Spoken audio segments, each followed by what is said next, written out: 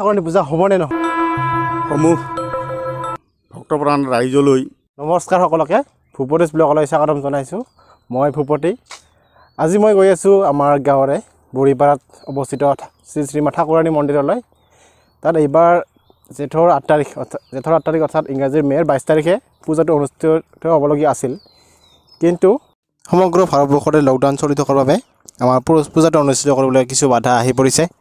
সেইটো জানিবলৈ এই ভিডিঅ'টো শেষলৈকে চাই থাকিব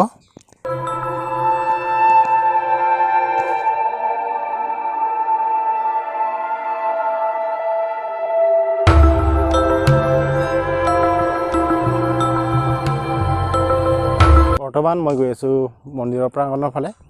তাত আজি কিছু চাফ চাফাই চলি আছে মানে গাঁৱৰ ৰাইজে চাফাই কৰি আছে মন্দিৰটো কিন্তু এইবাৰ পূজাটো হয় নে নহয় এইটোহে জানিবলৈ ভিডিঅ'টো আপোনালোকে শেষলৈকে চাব কাৰণ এইবাৰ সমগ্ৰ ভাৰতবৰ্ষতে যিদৰে কৰোনা সংক্ৰমণ বাঢ়ি আছে গোটেই অসমত বৰ্তমান বঙাইগাঁও জিলা অৰেঞ্জ জ'নত আছে গতিকে সংক্ৰমণ বাঢ়ি আছে কোনো লকডাউন খুলি দিয়া কোনো লক্ষণে দেখা দিয়া নাই সেই গতিকে এইবাৰ পূজা নোহোৱাটো নিশ্চিত গতিকে সেইটো শেষলৈকে চাই থাকিব মই তাত গৈ আছোঁ মন্দিৰৰ প্ৰাংগণত তাতে আমাৰ পূজাৰ সভাপতি সম্পাদক আদি সকলোবিলাক মানুহ আছে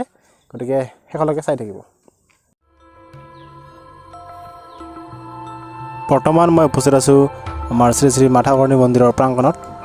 ইয়াত দেখিবলৈ পাইছে প্ৰাংগণত থকা চৰাইঘৰটো আৰু চাৰিওফালে পৰিৱেশ দেখাবলৈ চেষ্টা কৰি আছোঁ এয়া আপোনাৰ সকলোকে জ্ঞাত যে ইয়াতে পূজাৰ সময়ত হাজাৰ হাজাৰ ভক্তৰ সমাগম হয় বহুত মানে মানুহ হয় মানুহৰ ভিৰ যথেষ্ট হয় বহুত মানে হাজাৰ হাজাৰ মানুহ আহে ছাতি বন্তি দিবলৈ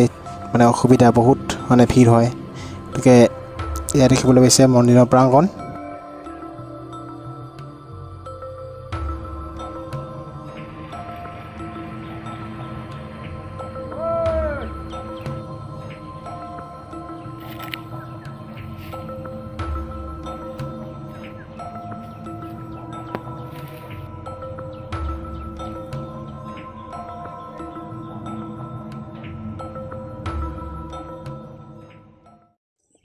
বৰ্তমান মোৰ লগত উপস্থিত আছে পূজা কমিটিৰ সভাপতি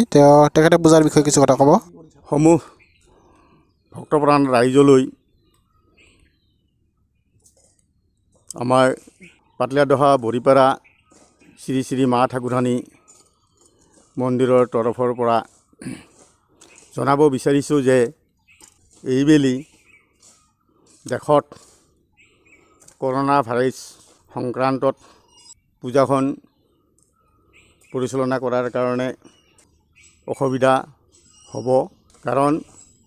চৰকাৰে ইতিমধ্যেই এটা নিৰ্দেশ জাননী জাৰি কৰিছে যে কোনো মঠ মন্দিৰ উপাসনাস্থলীত জনসমাগম নিষিদ্ধ কৰিছে তাৰ পৰিপ্ৰেক্ষিতত আমি শ্ৰী শ্ৰী মা ঠাকুৰণী পূজা সমিতিৰ সেই নিৰ্দেশ পালন কৰি আমি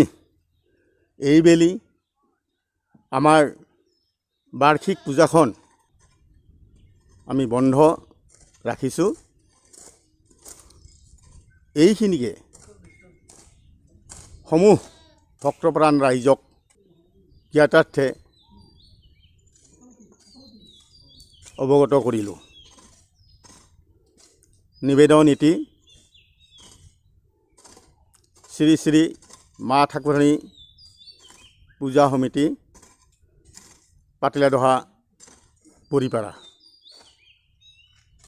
গতিকে সকলোৱে জানিলে যে এইবাৰ আমাৰ ঠাকুৰণী পূজাখন নহয়